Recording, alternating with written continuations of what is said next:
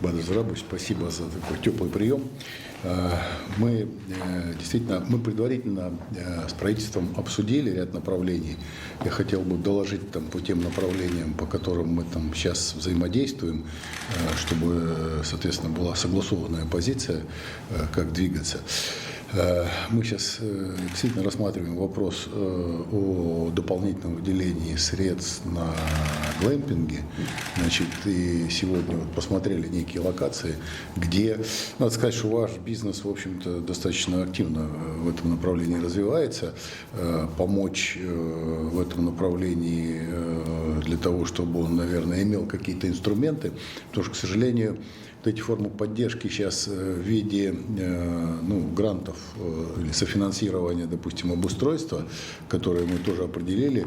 И вот сейчас спрашивали, в каком виде бизнес готов принимать участие.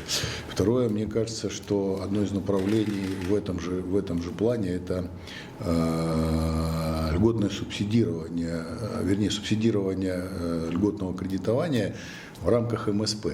Мы в целом тогда по вашему обращению, Владимир Владимирович принял решение по кредитам льготным, и мы эту конструкцию тоже обсудили с банками. И, наверное, несколько подходов сделали, каким образом, то есть вы отбираете проекты, предлагаете к реализации в отраслях, которые наиболее интересные для развития республики.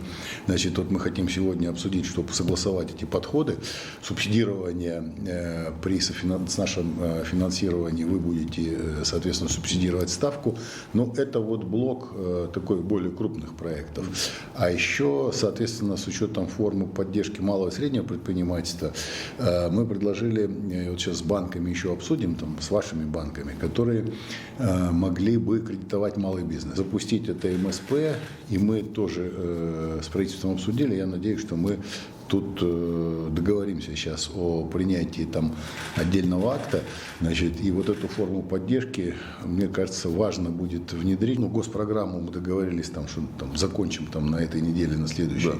Утвердить ее, инвестпрограмму и, соответственно, финансирование постатейное в решении МПК. Мы хотим его в течение следующей недели, в течение 10 дней, принять, чтобы у нас уже было открыто финансирование по всем направлениям.